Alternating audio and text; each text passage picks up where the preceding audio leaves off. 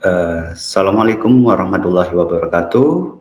Om Swastiastu, salam sejahtera, selamat sore semuanya. Pertama-tama marilah kita panjatkan puji syukur kehadirat Tuhan Yang Maha Esa karena kita bisa mengikuti kegiatan sosialisasi ANBK tahun 2022 Kabupaten Jembrana. Yang saya hormati Bapak Ibu narasumber, yang pertama yaitu Bapak IGD Nopi Hartawan, Eskom. Beliau ini adalah sesepuhnya suhu ANBK di Kabupaten Jembrana. Kemudian itu narasumber yang pertama. Yang saya hormati pula juga narasumber kita yang kedua yaitu Ibu Komang Eli Mahayani ST. Yang ketiga yaitu Bapak Prengki Lel Masa Tetang. Tak lupa juga yang saya hormati Bapak Ibu peserta undangan yang sudah menyempatkan hadir pada kegiatan sosialisasi pada sore hari ini. Pada sore hari ini kita ada sosialisasi tentang ANBK tahun 2022. Untuk yang pertama, sosialisasi kita pada sore hari ini, narasumber yang pertama itu saya sendiri akan membawakan atau menyampaikan tentang kebijakan asesmen nasional. Nah, yang pertama saya akan menyampaikan kebijakan dari asesmen nasional. Di sini kenapa asesmen nasional itu, yaitu pertama merupakan adalah visi dari pendidikan Indonesia, yaitu yang pertama mewujudkan Indonesia maju yang berdaulat, mandiri, dan berkepribadian melalui terciptanya pelajar Pancasila yang beriman, bertakwa kepada Tuhan Yang Maha Esa dan berakhlak mulia, bernalar kritis, kreatif, mandiri, bergotong royong, dan berkepribadian global. Di sini bisa dilihat dari kunci utamanya yaitu adalah profil pelajar Pancasila. Asesmen nasional sendiri ini untuk memantau dan mengevaluasi sistem pendidikan jenjang dasar dan jenjang menengah. Prestasi murid dievaluasi oleh pendidik dan satuan pendidikan. Kebijakannya yaitu asesmen nasional yang pertama yaitu asesmen nasional dilaksanakan di semua sekolah, madrasah, dan program pendidikan kesetaraan. Yang hasil atau dampaknya diharapkan bahwa asesmen nasional itu akan memotret pemetaan atau potret mutu SD, MI, SMP, MTS, SMA, SMK, dan MA di semua daerah. Yang kedua yaitu asesmen nasional dilaksanakan setiap tahun dan dilaporkan pada setiap sekolah, madrasah, dan Pemda. Yang dampaknya itu yaitu kinerja sistem terpantau secara berkala dan hasil AN digunakan untuk evaluasi diri. Yang ketiga, evaluasi kinerja tidak hanya berdasarkan skor rata, tapi juga perubahan skor atau tren dari satu tahun ke tahun berikutnya. Dampaknya yaitu evaluasi kinerja diyakini lebih adil karena memperhitungkan posisi awal yang beragam dan mendorong orientasi pada perbaikan, bukan pada perbandingan antar sekolah atau daerah. Asesmen nasional hanya diikuti sebagian sampel murid yang dipilih secara acak dari kelas 5, 8, 11 di setiap sekolah. Yang dampak atau hasil yang diharapkan yaitu menegaskan bahwa AN bukan evaluasi individu murid, tetapi hanya sampel dan tidak menambah beban murid kelas 6, 9, dan 12. Berikutnya yaitu asesmen nasional adalah evaluasi sistem pendidikan, bukan penilaian terhadap murid, guru, atau kepala sekolah. Sebagai individu, AN dirancang untuk mendorong memfasilitasi perbaikan kualitas pembelajaran. Di sini kita bisa lihat bahwa asesmen nasional itu sebagai evaluasi sistem tidak memiliki konsekuensi pada murid peserta AN. Yang hasilnya nanti itu adalah pemetaan dan umpan balik bagi satuan dinas pendidikan. Namun tidak ada skor individu, murid, guru, kepala sekolah. dan hasil dari pemetaan tersebut maka akan ada perbaikan proses pembelajaran atau pengelolaan satuan pendidikan. Dan sasarannya yaitu peningkatan karakter dan kompetensi peserta didik. Kemudian asesmen nasional memetakan mutu pendidikan pada seluruh sekolah, madrasah, dan program kesetaraan jenjang pendidikan dasar menengah. Nah, di sini sama seperti tahun sebelumnya bahwa AN itu melibatkan dari peserta didik, kemudian pendidik, dan kepala satuan pendidikan. Yang sasarannya untuk peserta didik yaitu di kelas 5, 8, 11 yang diukur adalah tentang literasi membaca, literasi matematika atau numerasi, yaitu dari segi hasil belajar kognitif mereka. Kemudian yaitu survei karakter yang pengukurannya yaitu hasil belajar dari sosial emosionalnya. Kemudian survei lingkungan belajar yang di sini sasarannya yaitu karakteristik input dan proses pembelajaran. Kemudian untuk pendidik dan kepala satuan pendidik itu adalah survei lingkungan belajar. Kemudian lanjut evaluasi pelaksanaan AN 2021 untuk AN 2022. Jadi pada tahun 2021 pemerintah pusat setelah melaksanakan AN 2021 dan hasil dari evaluasinya itu terdapat beberapa perbaikan untuk dilaksanakan pada AN 2002. Nah, di sini yang pertama yaitu pelaksanaan AN jenjang SDMI. Interval sesi pelaksanaan AN SD dan waktu latihan terlalu lama.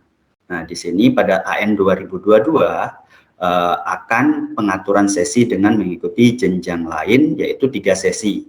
Yang dulunya 2 sesi, sekarang untuk SD itu menjadi 3 sesi. Kemudian pengurangan waktu latihan yang sebelumnya tahun lalu itu 60 menit menjadi 15 menit.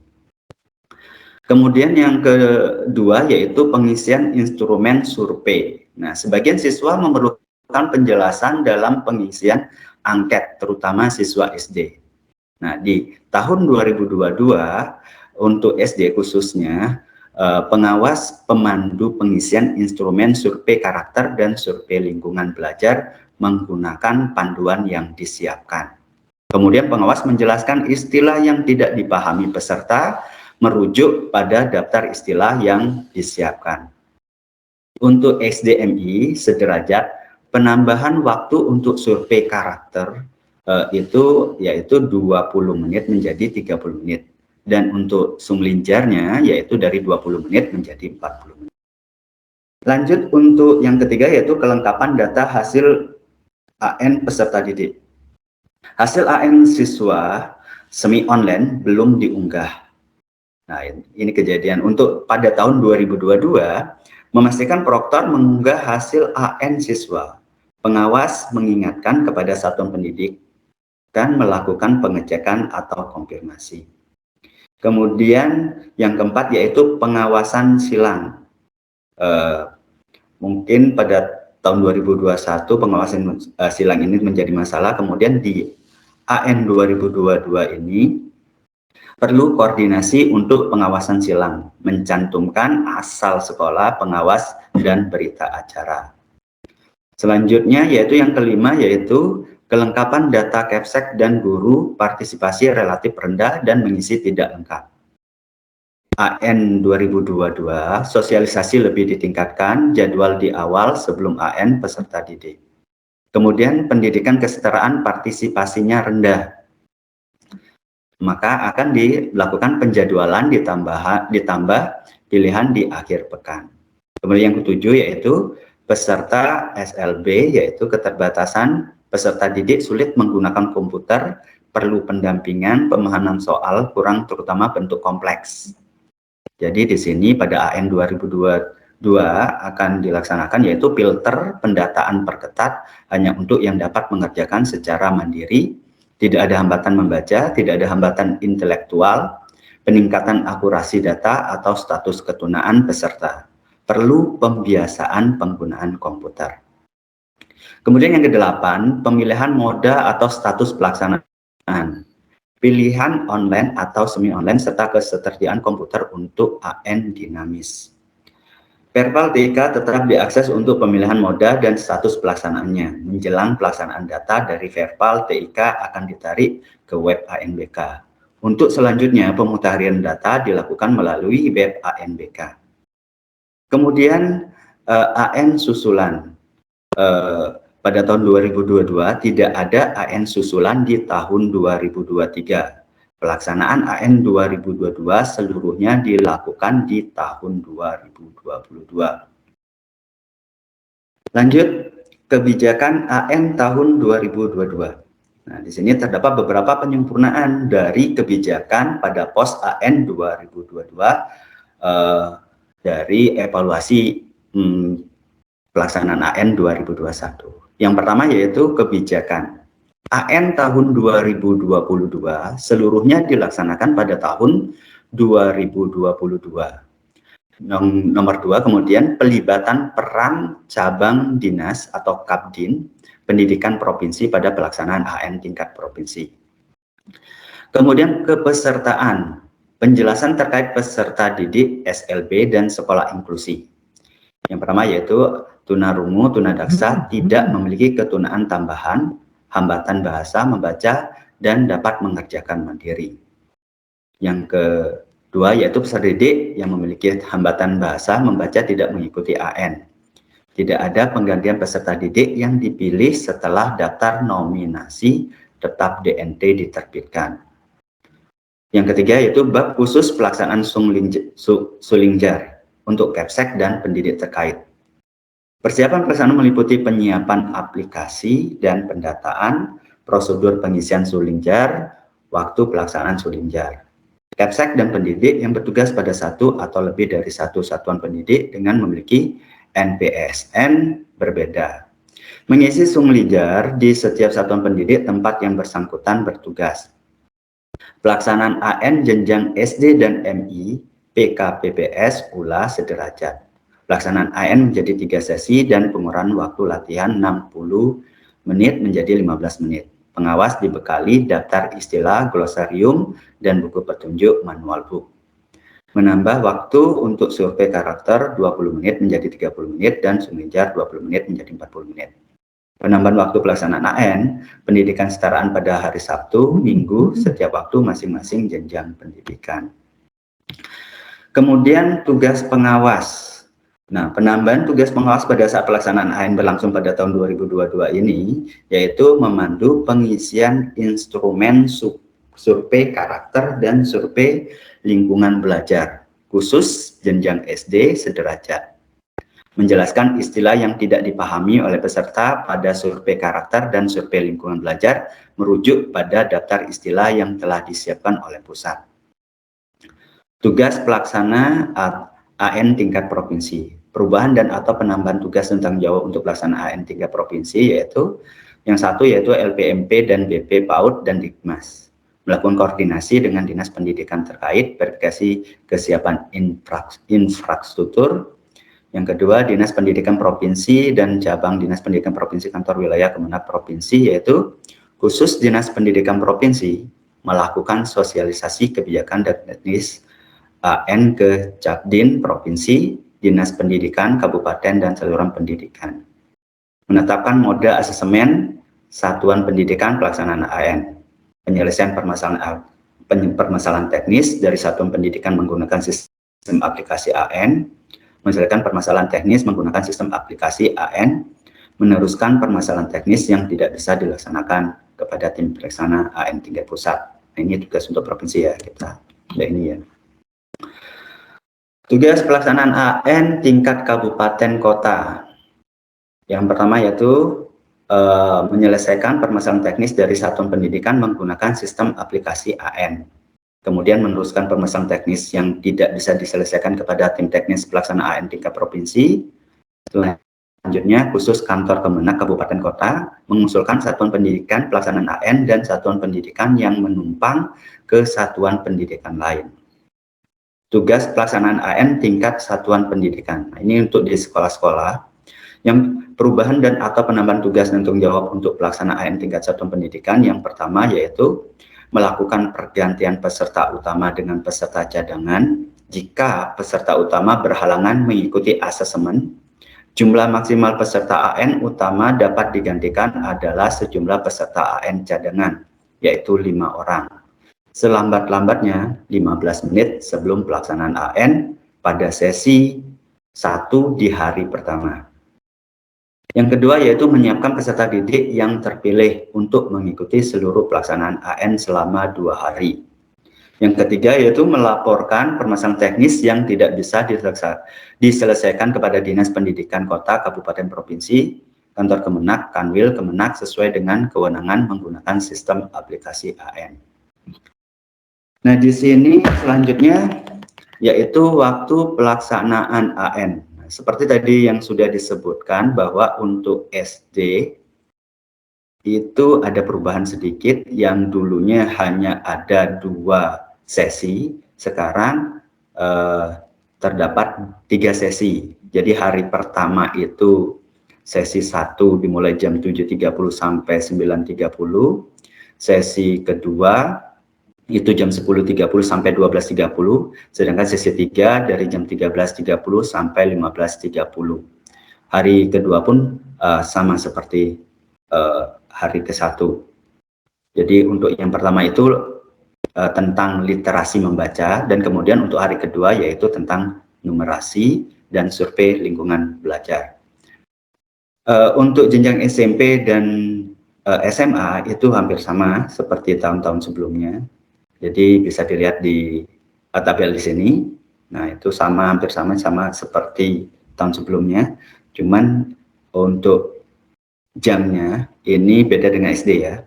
Kalau yang untuk SMP SMA itu mulai dari jam 7.30 sampai 9.40 untuk sesi pertama. Sesi kedua itu 10.40 sampai 12.50. Kemudian sesi ketiga pukul 14.20 sampai pukul 16.30. Hari kedua juga sama. Sama seperti di SD dan seperti di SD, untuk hari pertama itu literasi membaca dan survei karakter, kemudian untuk hari kedua yaitu numerasi dan survei lingkungan belajar. Jadwal pelaksanaan AN peserta didik diperkirakan ini untuk jadwalnya ya, yaitu untuk yang pertama yaitu yang berwarna ungu itu adalah simulasi untuk pelaksanaan ANBK tahun 2022. Simulasinya itu yang berwarna ungu mulai dari bulan Agustus, pada bulan Agustus mulai dari minggu pertama dan minggu kedua. Kemudian geladi bersih untuk pelaksanaan ANBK tahun 2022 ini yang berwarna pink ya. Warna pink itu biasanya dimulai yang mulai lebih dulu yaitu ya SMA, SMK. Kemudian di bulan Agustus pada minggu keempat, kemudian September itu untuk pelaksanaan SMP di September minggu ke-3, kemudian geladi bersih untuk SD itu pada Oktober minggu ke-3. Sedangkan untuk pelaksanaan AN SMK, SMA, SMK dan MA itu di sini di September yang berwarna hijau di September minggu pertama, dan minggu keempat itu untuk SMP. Kemudian untuk pada bulan Oktober itu pelaksanaan ANBK untuk SD Oktober dan November. Itu kemungkinan, nanti kita tidak tahu lagi apakah nanti akan ada perubahan atau tidak. Nanti akan ada kebijakan, mungkin kalau misalkan ada perubahan kita akan diinformasikan. Kemudian perbedaan moda pelaksanaan. Moda pelaksanaannya seperti tahun kemarin itu ada 2 ya pelaksanaannya itu, yaitu online dan semi online. Kebanyakan banyak yang memilih online, terutama pada tahun ini, walaupun masih ada beberapa yaitu yang melaksanakan secara semi online. Yang online itu yang pertama, untuk komputer Proctor tidak perlu menyiapkan PC Proctor dengan spesifikasi yang cukup tinggi, bisa menggunakan laptop. Jika semi online, perlu menyiapkan PC Proctor dengan spesifikasi yang cukup tinggi. Tapi juga bisa menggunakan laptop, tapi yang menggunakan spesifikasinya yang tinggi. Kemudian untuk instalasi software dan hardware, yang pertama yaitu instalasi aplikasi yang sangat simpel dan mudah untuk online, serta tidak perlu mengkonfigurasi jaringan lokal antara Proctor dan klien.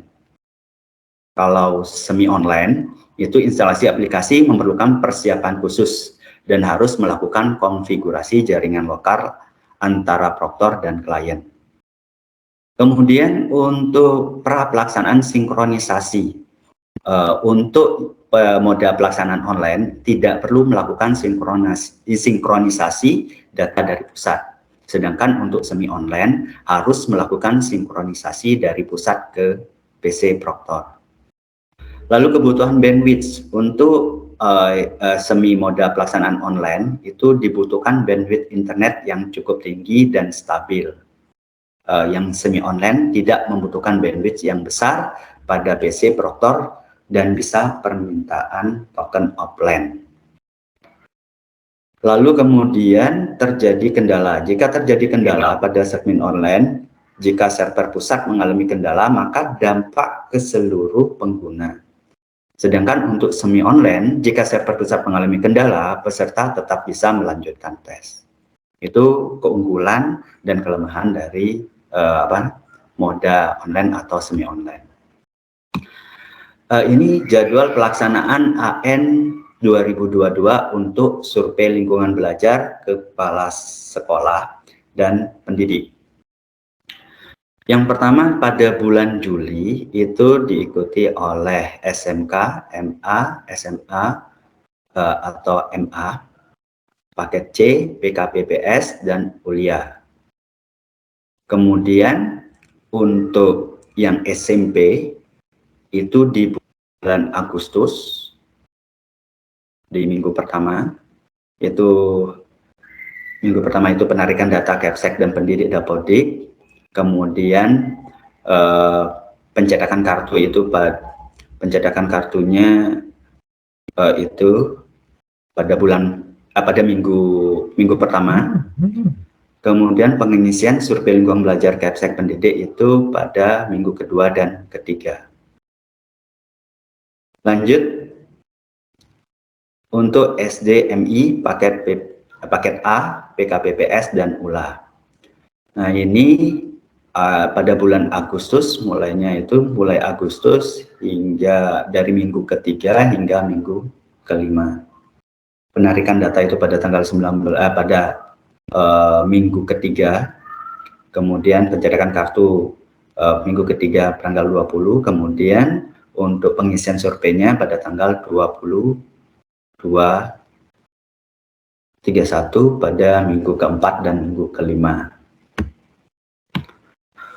Pelaksanaan UN untuk pendidik dan kepala satuan pendidik atau survei lingkungan belajar, yaitu pelaksanaan secara mandiri menggunakan aplikasi berbeda dari peserta didik. Waktu pengisian survei lebih awal, yaitu bulan Agustus 2022, lihat jadwal di pos tidak bersamaan dengan AN peserta didik.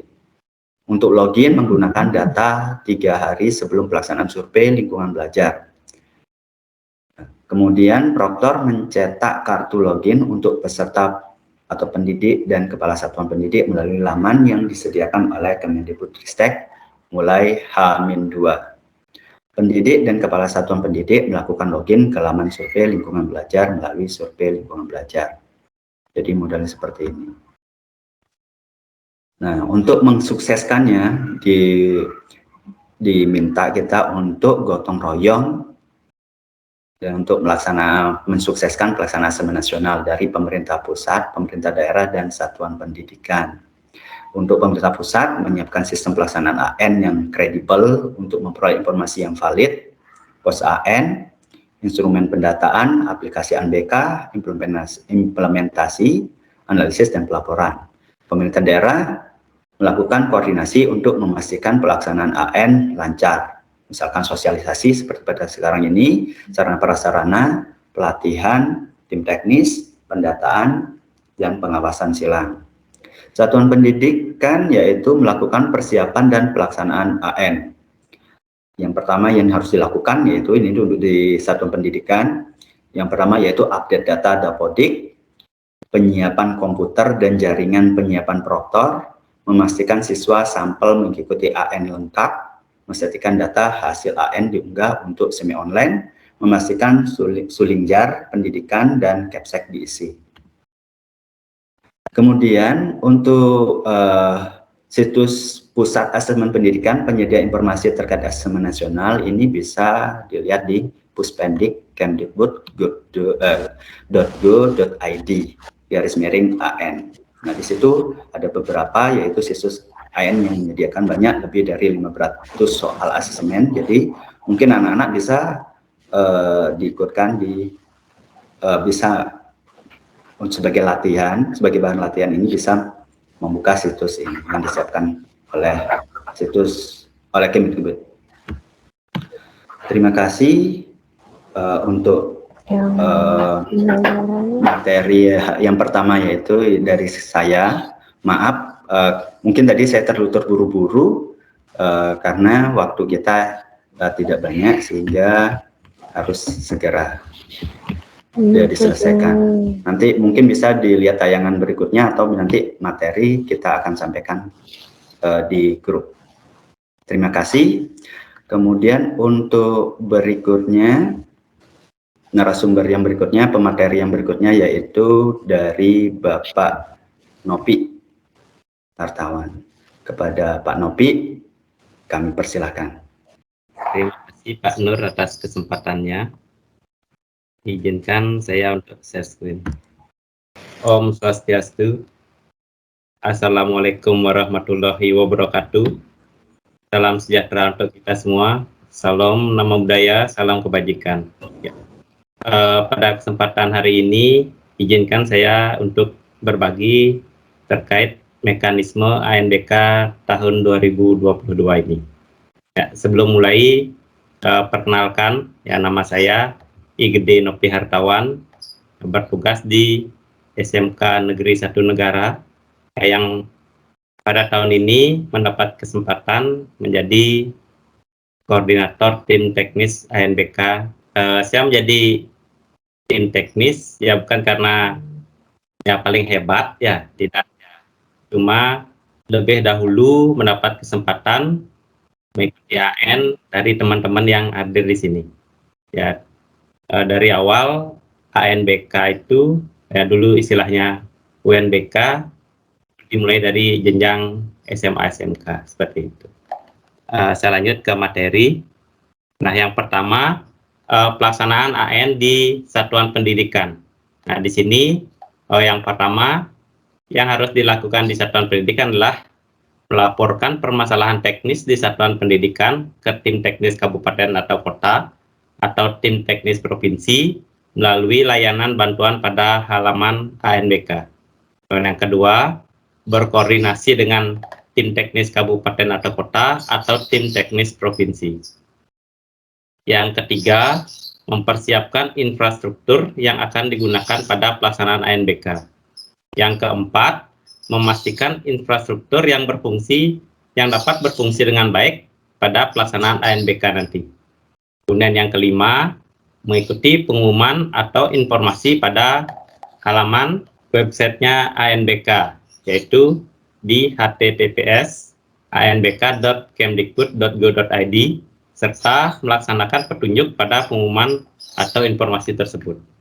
Ya, saran dari kami ya, di satuan pendidikan ketika sudah dekat-dekat pelaksanaan diharapkan sering-sering untuk membuka halaman web ANBK ini ya, karena informasinya itu sering mendadak. Ya, sering-sering buka halaman web, kemudian sering-sering untuk memantau grup WA-nya. Yang keenam, memilih status dan mode pelaksanaan. Nah, ini sudah dijelaskan juga tadi. Status pelaksanaan ANBK itu Yang pertama ada mandiri dengan moda daring, yang kedua ada mandiri dengan moda semi daring, kemudian yang ketiga itu adalah menumpang. Yang menumpang di sini akan mengikuti mode sesuai dengan tempat yang ditumpangi. Misalkan yang ditumpangi itu daring, berarti kita mengikuti secara daring. Kalau yang ditumpangi semi daring, berarti kita mengikuti yang semi daring, seperti itu. Selanjutnya, bagi satuan pendidikan dengan status pelaksanaan menumpang, membuat administrasi kesepakatan dengan satuan pendidikan status pelaksanaan mandiri. Kemudian yang ke-8, melakukan pengaturan ruang atau ID motor, kemudian gelombang dan sesi pada laman web ANBK.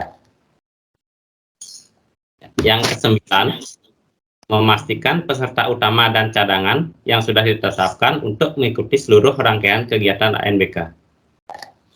Yang ke-10, memastikan kelengkapan administrasi seperti daftar hadir, berita acara, fakta integritas, dan lain-lain selama pelaksanaan ANBK. Nah, semua ini nanti tercantum pada laman web ANBK.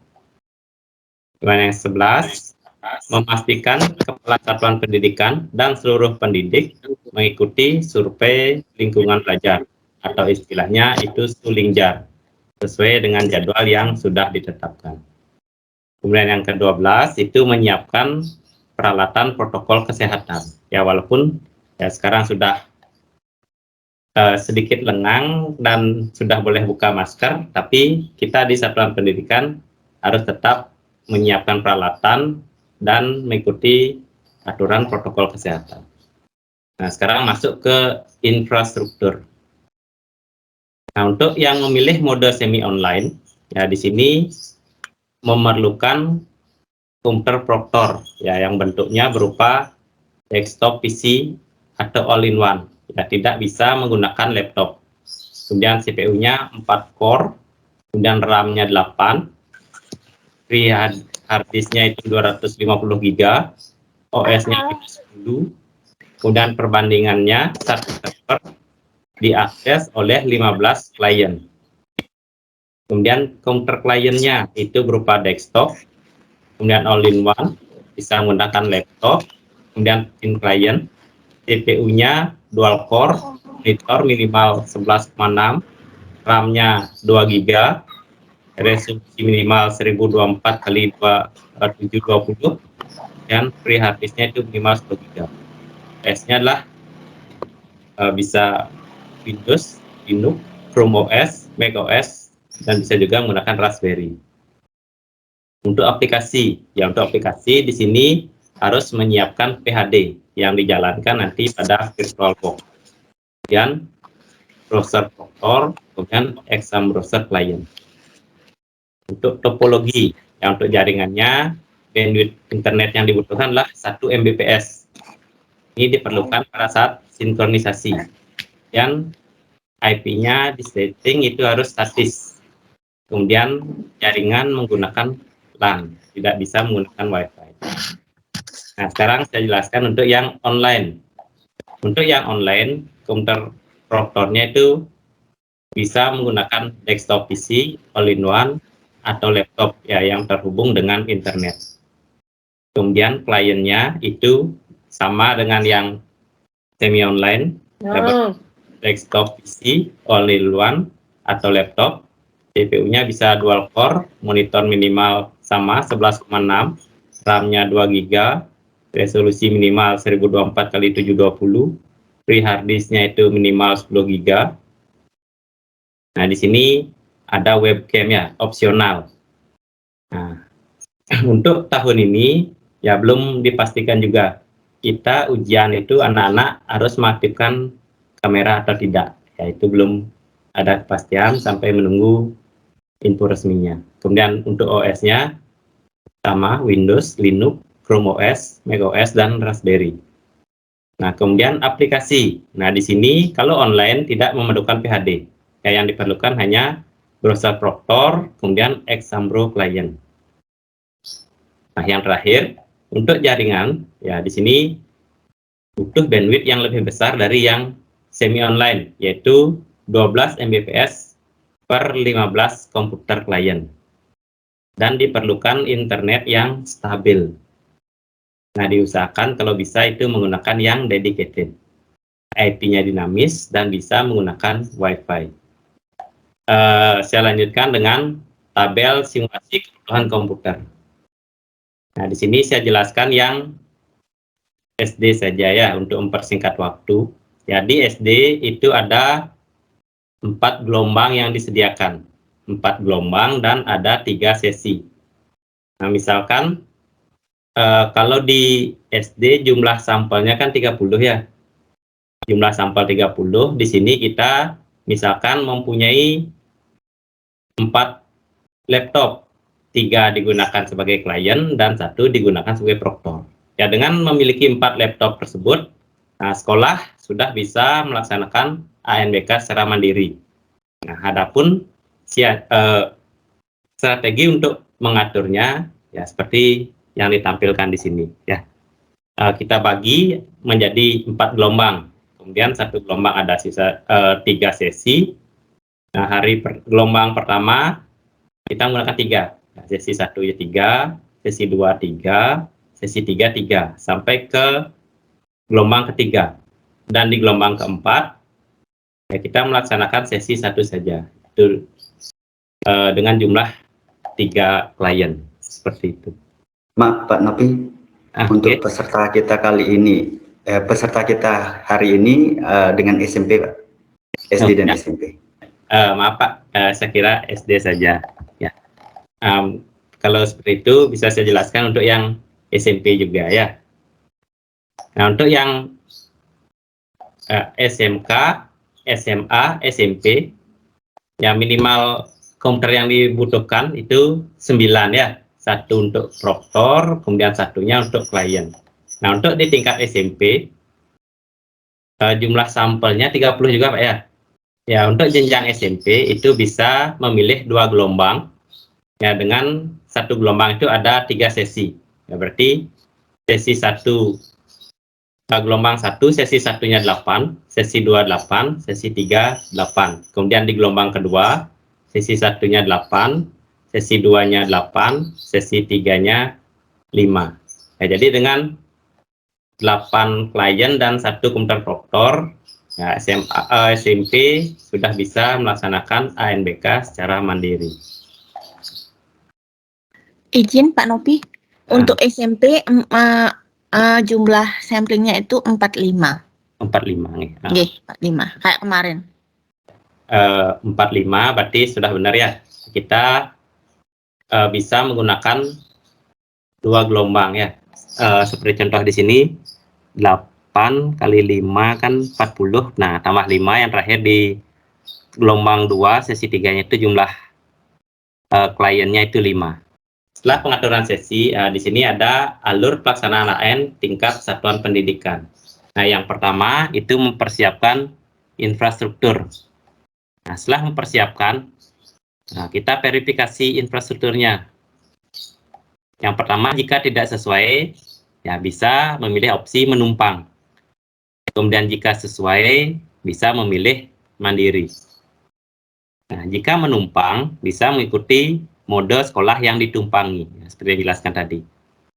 Kemudian, diverifikasi lagi. Kalau sudah milih mandiri, diverifikasi modenya. Ada pilihan mode daring, ada pilihan semi daring. Nah, kemudian, melakukan pengaturan ID proktor, gelombang, dan sesi. Nah, setelah melakukan pengaturan ini, kita masuk ke pelaksanaan simulasi atau gladi bersih. Nah, untuk yang semi online, nah di sini ada instalasi PHD, sinkron, setting transfer respon, backup resource, duplikasi PHD, kemudian hasil sinkronisasi. Nah, setelah melakukan pelaksanaan simulasi atau gladi, baru melaksanakan AN utama. Nah, alurnya seperti itu.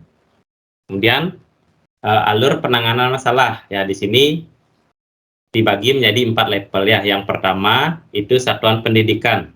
Adapun di sini mencakup data sekolah, LAN, LAN sekolah, listrik, internet, komputer proktor, klien, switch, PHD, browser, proktor, teknisi. Nah, kemudian di bawah ada catatan 10 menit gagal, lanjut penanggung jawab kabupaten atau kota. Nah, kita masuk ke level yang kedua, tim teknis kabupaten kota. Ada data sekolah, LAN sekolah, listrik, internet, komputer browser, proktor, klien, switch, PHD, browser, proktor, teknisi.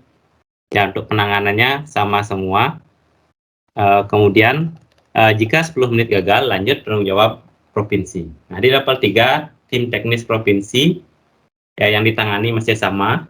Nah, misalkan 10 menit gagal, bisa dilanjutkan ke tim teknis pusat. Nah, yang terakhir tim teknis pusat.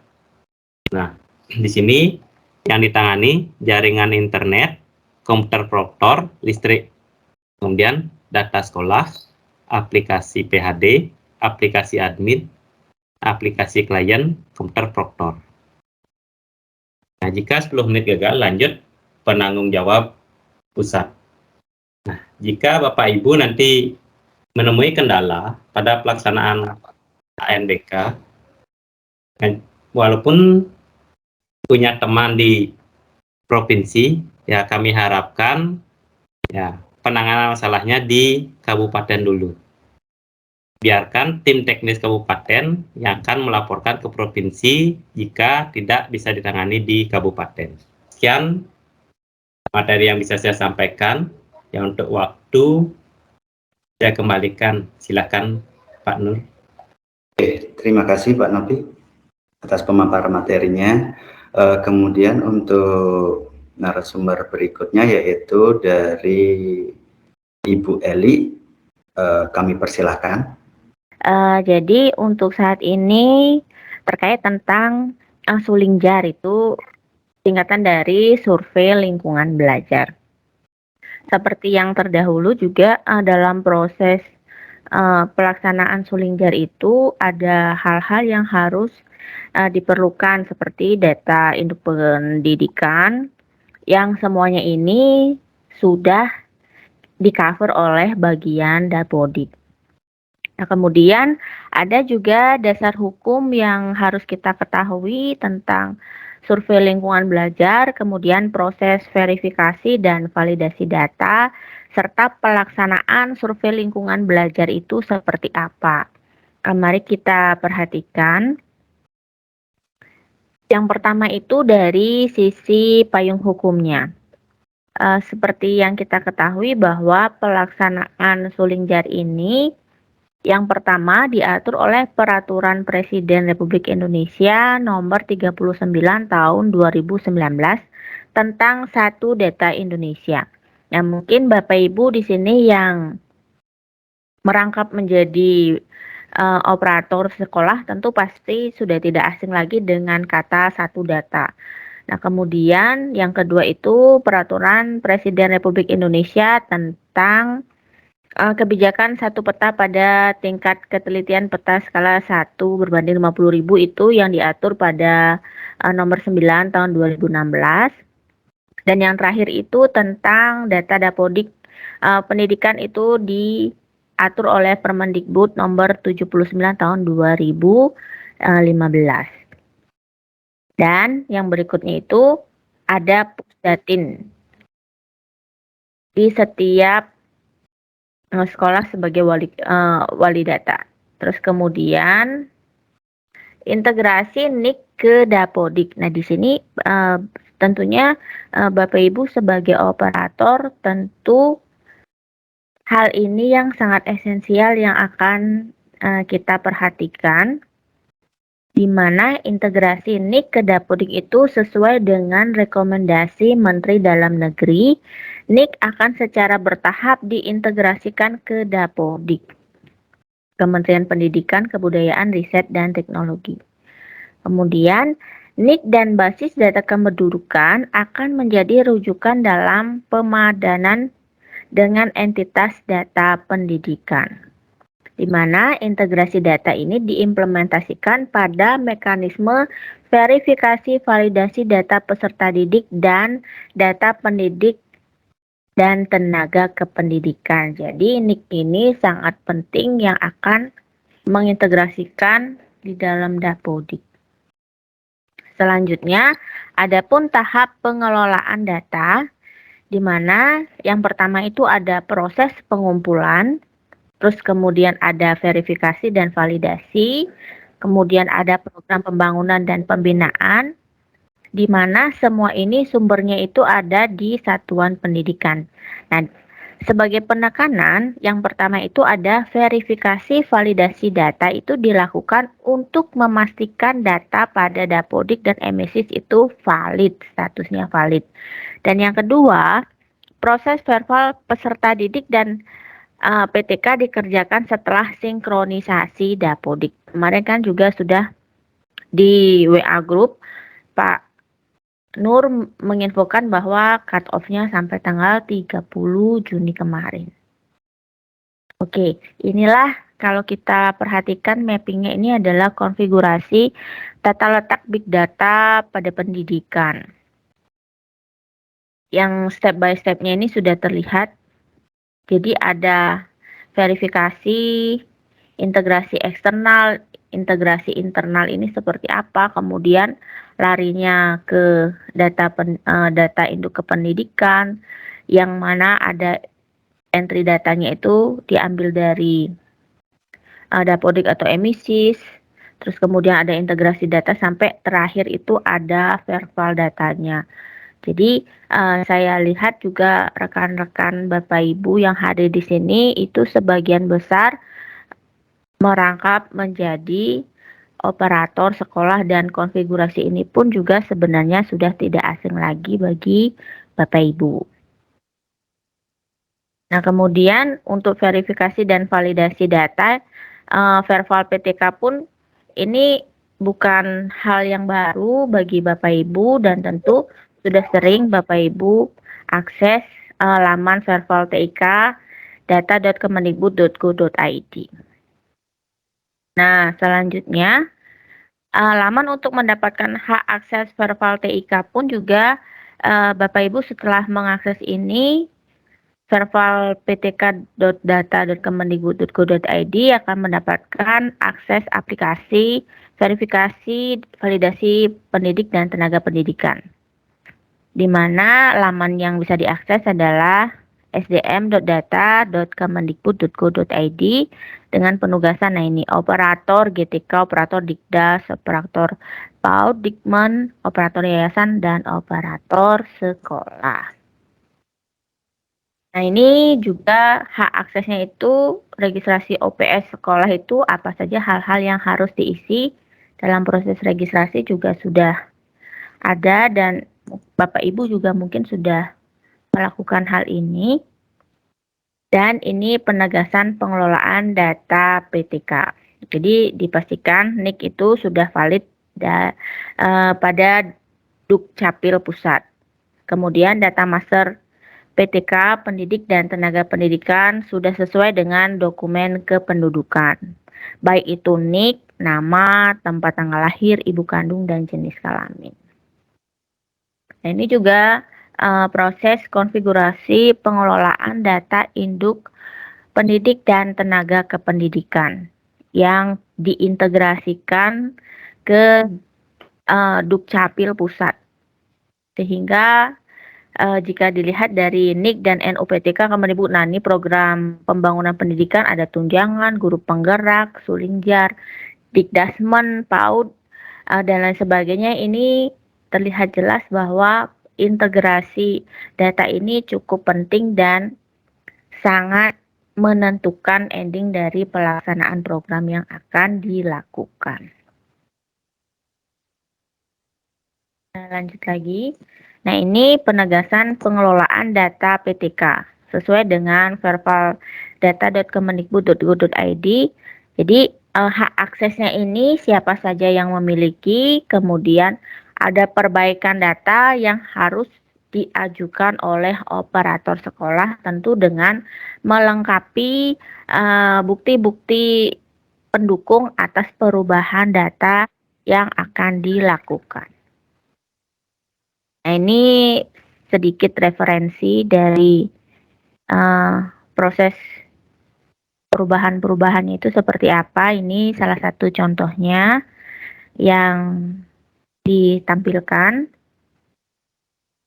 Dan yang terakhir ini adalah setelah Bapak Ibu yang khususnya di sini proktor dan proktor mix menjadi OPS ini tentu sudah tidak asing lagi bagaimana proses suling jar ini akan bisa dilaksanakan di sekolah, yang mana yang mengisi itu tidak hanya siswa tetapi guru dan kepala sekolah. Jadi hal yang pertama Bapak Ibu mungkin di sini sebagai OPS pasti harus masuk ke dashboard slb.kemendikbud.go.id yang kemudian akan mendapatkan akun-akun yang akan didistribusikan kepada seluruh peserta pengisi survei lingkungan belajar, di mana pesertanya nanti akan masuk pada halaman website itu surveilingkunganbelajar.kemendikbud.go.id. Nah, ini jika diperhatikan jadwal pelaksanaan AN tahun 2022 seperti yang diutarakan rekan-rekan saya tadi, itu kita perhatikan pada pengisian suling jar yang berwarna hijau. Apabila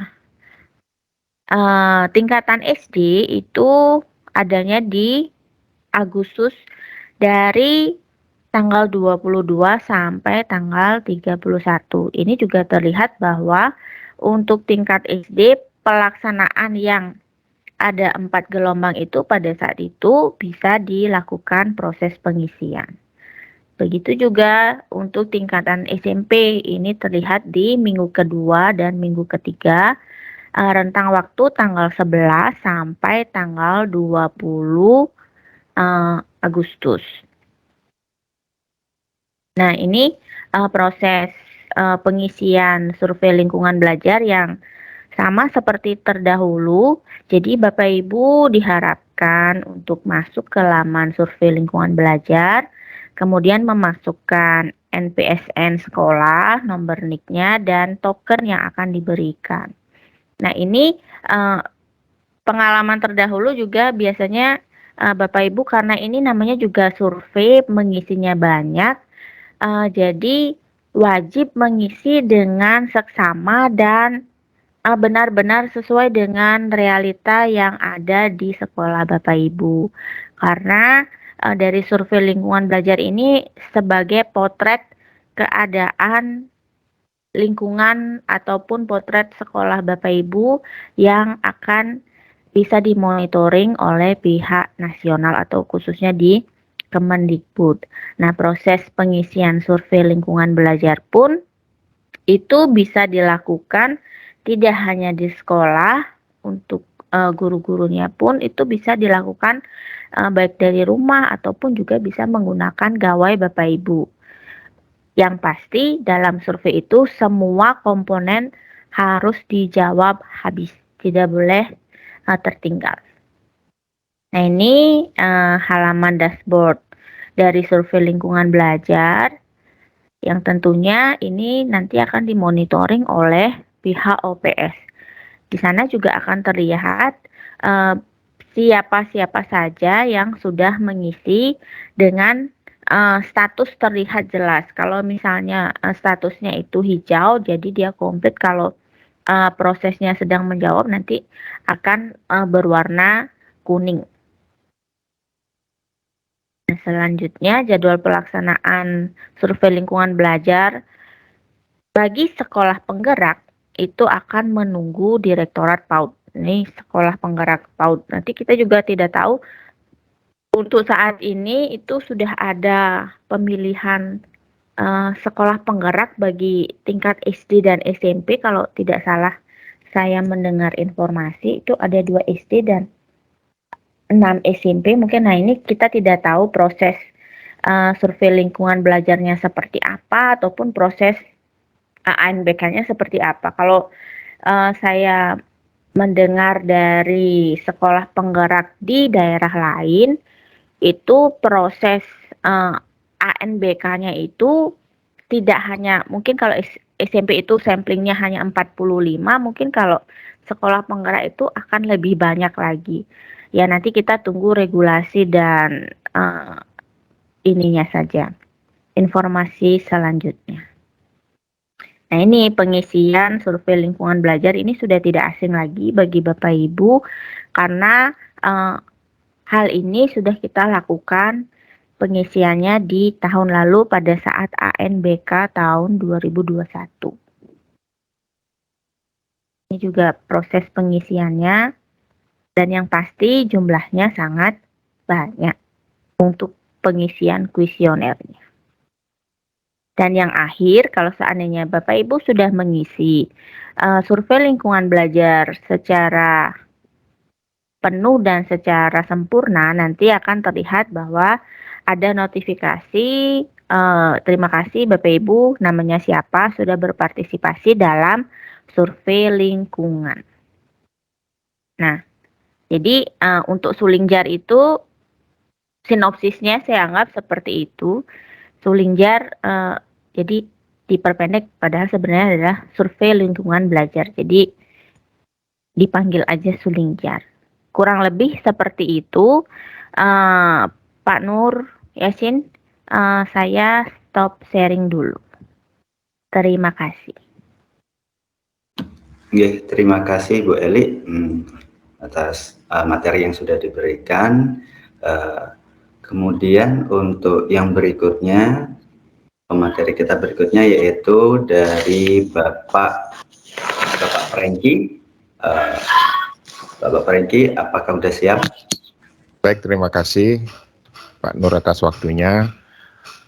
Saya kira apa yang sudah dijelaskan oleh Pak Nopi tadi dan Pak Nur Yasin, juga Mbak Eli sudah sangat bagus sekali ya, sudah lengkap. Mudah-mudahan operator sekolah ya SD SMP, ada Dikmas juga ya mungkin ya dari PKBM ya, dapat menyimak dan boleh paham atas apa yang dijelaskan. Sedikit juga saya menambahkan mengenai akun, khususnya akun yang terkait dengan Dapodik itu di SDM ya. Di SDM Pusdatin itu ada pemberitahuan pembaharuan akun pengelola data di jaringan pengelola data pendidikan dan kebudayaan. Ini surat terbaru tanggal 16 Juni 2022. Nanti kaitannya dengan akun SDM Pusdatin. Bapak Ibu bisa download di web SDM Pusdatin. Di sana pemberitahuannya untuk melakukan pembaharuan akun. Di sana waktunya sampai tanggal 31 Juli 2022. Mungkin Bapak Ibu sudah paham, khususnya yang di operator Dapodik maupun NBK ya, cara untuk registrasi. Panduannya juga ada di sana. Untuk registrasi bisa di-download di SDM Pusdatin, web SDM Pusdatin. Jadi dengan waktu yang singkat ini, saya kira seluruh sekolah dapat melakukan pemuktahiran data akun sekolahnya, sehingga nanti seperti apa yang dijelaskan oleh Bu Eli tadi, untuk akses login di verifikasi validasi PTK maupun peserta didik, untuk akurasi nama, data peserta didik dan PTK-nya itu dapat valid untuk 5 data kuncian itu. Nah, mungkin itu tambahan dari saya, mengingat ini yang terintegrasi dengan Dapodik. Mungkin nanti bisa lanjutkan sesi tanya jawab Pak Nur untuk selanjutnya. Terima kasih. Terima kasih Pak Franky. Sekedar mengingatkan, nanti untuk tugas Bapak Ibu di satuan pendidikan masing-masing untuk menyampaikan hasil sosialisasi kita kepada kepala sekolah, kemudian menentukan apakah melaksanakan secara mandiri ataupun secara menumpang. Nah, terus kemudian ada pesan tadi dari Pak Komang Widi untuk yang harus melaksanakan kegiatan ini, beberapa sekolah yang wajib, mungkin akan dibantu nanti mungkin sama dinas, yang wajib melaksanakan ANBK secara mandiri. Yang pertama yaitu, saya bacakan ya, yang pertama yaitu SDN 1 Pulukan, SDN 2 Pengeragoan, SDN 5 Brambang, SDN 5 Baluk, SDN 1 Mendoyo, Dauh Tukat, SDN 1 Loloan Barat, SDN 1 Warnasari, SDN 1 Cupel, SDN 1 Brambang, SDN 2 Banjar Tengah, SDN 3 Pengambengan, SDN 3 Banjar Tengah, SDN 3 Baluk, SDN 2 Warnasari, SDN 2 Tegal Badang Barat. Nah, ini diwajibkan untuk mengikuti melaksanakan kegiatan ANBK secara mandiri dan bisa ditumpangi. Ini tadi pesan dari Pak Komang Widi. Kemudian Bapak Ibu peserta dan narasumber, sebelum kita sesi tanya jawab, saya menginformasikan bahwa absen ada di link tanya jawab, di link apa namanya itu, conversation atau ya tanya jawab. Di sana sudah ada saya share link absen. Silakan untuk absen dulu, karena ini juga diminta untuk sebagai apa namanya, sebagai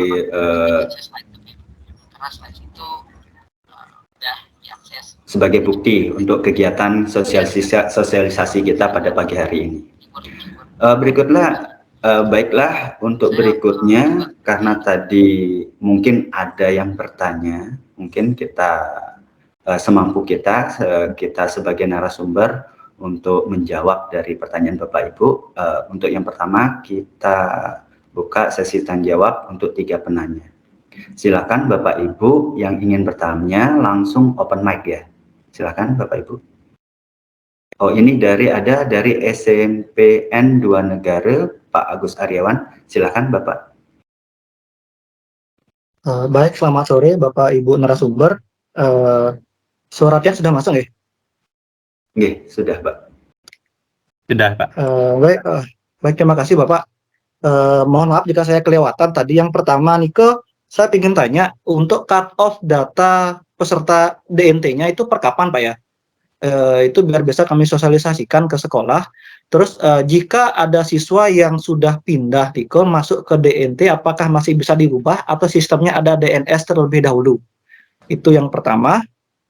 Terus yang kedua, masalah akses web ANBK Bapak. Apakah akses web ANBK ini masih sama dengan tahun sebelumnya? Username dan password apakah masih sama atau ada pembaruan? Dan jika ada, kami bisa mendapatkannya di mana? Itu yang kedua. Yang ketiga, kapasitas ruangnya itu kalau kemarin kami di SMP kan satu ID ruang ANBK itu 15 peserta. Apakah sekarang aturan tersebut masih sama atau berubah? Termasuk juga jumlah peserta sampling ANBK SMP, apakah masih 45 atau ada perubahan? Terakhir, untuk pelaksana sekolah secara mandiri Bapak, apakah wajib mengikuti dari simulasi atau dari gladi bersih atau cukup pas pelaksanaan utama saja? Sekian Bapak, terima kasih. Terima kasih Pak Agus Aryawan. Nanti mungkin ini dari yang suhu kita ya Pak Nopi, dan kemungkinan hubungannya dengan juga Pak Prengki ya, masalah DNT yang kemarin kita ketinggalan kayaknya Pak Prengki ya, tapi sudah dapat ya disampaikan ya dari provinsi ya. Apa saya berikan ke Pak Nopi dulu apa Pak Prengki untuk menjawabnya? Ya, silakan Pak Nopi, silakan. Oke. Terima kasih atas waktunya. Ya, terkait pertanyaan Pak Agus, yang cut off mungkin saya tidak bisa menjawab, Pak. Ya, mungkin itu bisa nanti dijawab oleh Pak Prengki ya selaku operator. Nah, kemudian untuk akses website ANBK, nah itu akunnya diserahkan ke admin kabupaten, Pak. Ya, nanti akan dibagi oleh admin kabupaten. Ya, untuk yang di SMA SMK sudah diserahkan, untuk yang di SMP SD ya mungkin menunggu penjadwalan, Pak. Nah, kemudian untuk kapasitas ruang ya kemarin tim teknis yang di provinsi itu melaksanakan ya sosialisasi di pusat, yaitu di Bekasi. Ya, di materinya itu belum disampaikan jumlah peserta berapa, kemudian internetnya bagaimana, itu belum, Pak. Ya, tadi yang saya jelaskan itu masih mengacu ke yang tahun lalu. Ya, karena di materi ya belum disediakan. Nah, kemudian untuk sampling, ya samplingnya masih 45, Pak, untuk yang SMP. Kemudian yang terakhir, nah sebenarnya simulasi itu tidak wajib, Pak. Yang wajib adalah gladi dan pelaksanaan. Ya, tapi simulasi itu diharapkan ya untuk pelatihan ya. Karena ini kegiatan dilaksanakan setahun sekali, ya mungkin aja ada yang terlupa. Ya, mungkin secara teknis jalan, tapi lupa mengisi absen atau lupa membuat berita acara seperti itu. Nah, di simulasi ini kita mengingat-ingat pekerjaan kita, kemudian mencoba. Oh, coba kita setting seperti ini, gimana sih hasilnya? Nah, seperti itu. Nah, sebagai latihan, di simulasi kita punya kesempatan untuk melakukan suatu kesalahan yang nantinya kita bisa perbaiki di gladi dan di pelaksanaan sebenarnya. Seperti itu sih, Pak. Ya, untuk cut off data dan siswa yang pindah mungkin bisa dijelaskan oleh Pak Prengki. Silakan, Pak. Ya, silakan Pak. Terima kasih Pak Nopi atas tanggapannya. Untuk cut off data Dapodik ya ini ya. Maaf. Cut off data untuk peserta ANBK, Bapak. Data perkapan yang diambil sehingga kami bisa tahu apakah siswa yang pindah itu nanti masuk ke DNT apa tidak. Karena pengalaman kami tahun lalu itu begitu DNT-nya keluar, ada siswa kami yang sudah pindah itu muncul di DNT. Sehingga kami kan menyiasati itu terpaksa cadangannya yang maju. Ada beberapa kejadian SD yang menumpang di kami, itu baik itu peserta utama maupun cadangannya, itu semuanya ada yang pindah gitu, sehingga kesusahan mencari peserta. Kami mohon info sekarang, itu data yang akan muncul di DNT, itu data peserta didik per kapan, itu maksudnya Pak. Terima kasih Bapak. Oke, terima kasih. Ini untuk cut off peserta NBK, kita belum dapat jadwal resminya ya, belum dapat juknis resminya juga dari provinsi maupun dari pusat. Kita belum bisa menjawab pertanyaan Bapak. Nanti ini saya tampung dulu, kemudian nanti akan diinfokan kembali oleh Pak Nur Yasin mungkin lewat grup ya. Kemungkinan bisa memakai data cut off per 30 Juni juga untuk yang ANBK tahun 2022 ini. Mungkin info selanjutnya nanti melalui teknis ya Pak Nur nanti yang infokan. Oke, terima kasih Pak Prengki. Ditunggu nanti infonya Pak Prengki. Ya, kemarin sih ada di provinsi, kemarin seperti yang saya share itu, kemarin cut off-nya tanggal 30 Juni. Ternyata di sana banyak ada ini Pak Prengki ya, ada diskusi ya Pak Nopi ya di grup provinsi ya, karena masalah naik tingkatnya atau tidaknya itu masih membingungkan nanti yang mana diambil.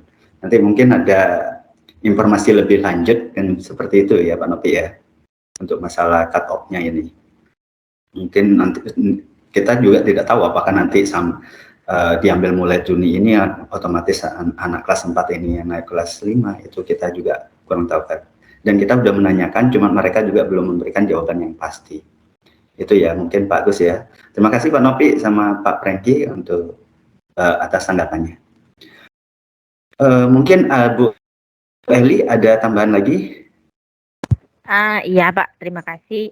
Menyambung dari pertanyaannya Pak Agus tadi terkait tentang penggunaan akun untuk SMP dalam laman ANBK itu, untuk saat ini pasti akan ada perubahan Pak, dan kami baru mengecek juga akun tingkat SMP itu di kabupaten yang saat ini didapatkan itu masih belum ada datanya. Jadi kalau seandainya memang sudah ada info dari pusat dan mapping SMP-nya itu sudah ada, pasti seperti tahun sebelumnya, itu kami akan sharekan untuk username dan password dari masing-masing SMP.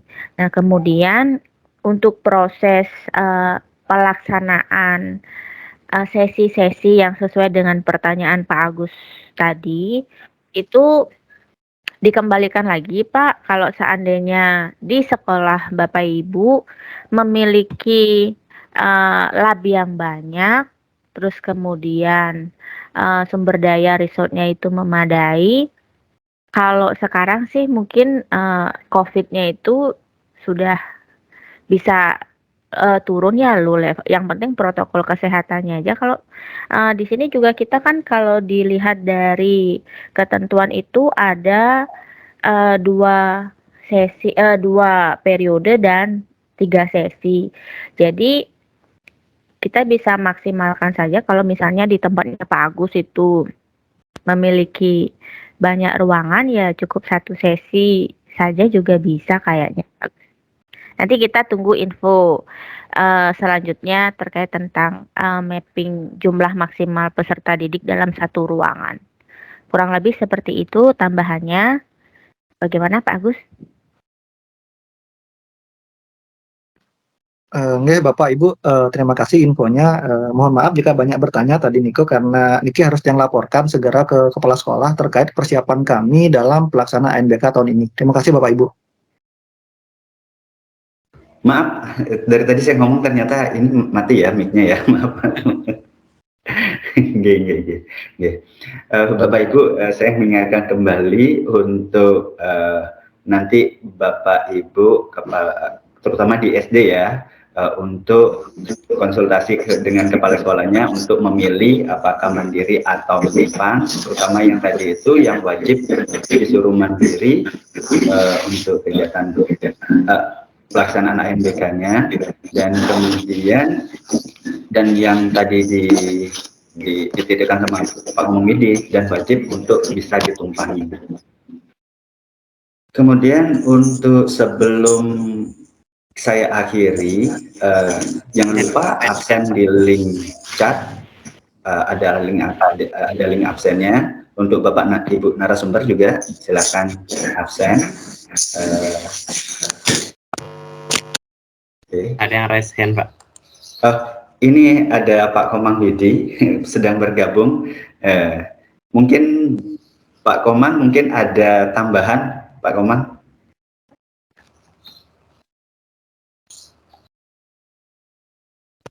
Terima kasih Pak Nur Yasin.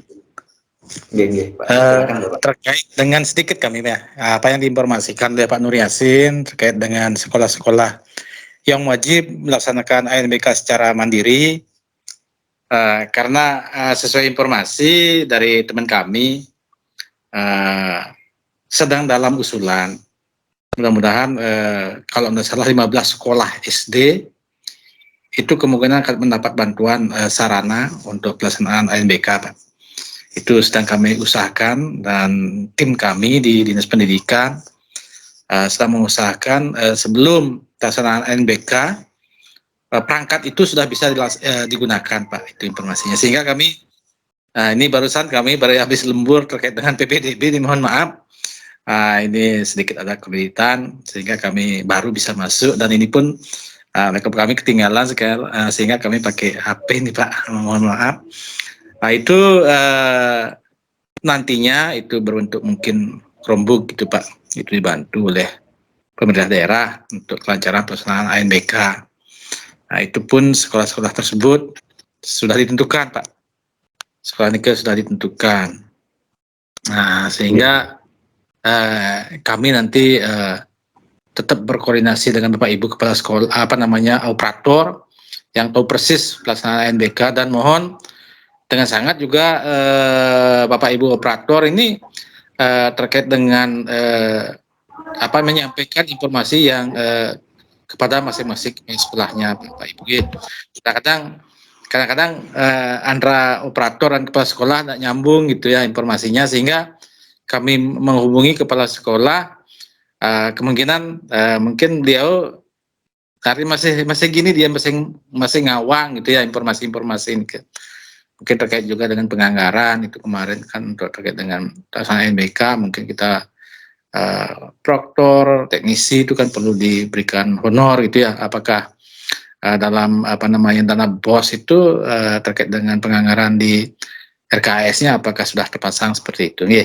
Sekali lagi kepada 15 sekolah yang tadi mungkin sudah disampaikan oleh Pak Nur Yasin, itu mungkin kita sebagai persiapan, mudah-mudahan apa yang direncanakan itu bisa terlaksana, sehingga sekolah yang mendapat bantuan dan bisa melaksanakan ANBK secara mandiri ditumpangi gitu Pak Nur Yasin dan teman-teman proktor atau operator sekolah yang bisa mengikuti Zoom ini. Terima kasih. Lanjut Pak Nur Yasin, kami serahkan waktunya. Terima kasih. Terima kasih Bapak. Terima kasih Bapak Komang Budi. Nah itu tadi dari penyampaian dari Bapak Komang Budi. Untuk selanjutnya, karena ini juga sudah waktunya tinggal lagi 2 menit kita selesai kegiatan kita, mungkin kita akhiri sampai di sini. Tapi sebelumnya kita sesi foto dulu ya, sebagai bukti pelaksanaan dari sosialisasi kita.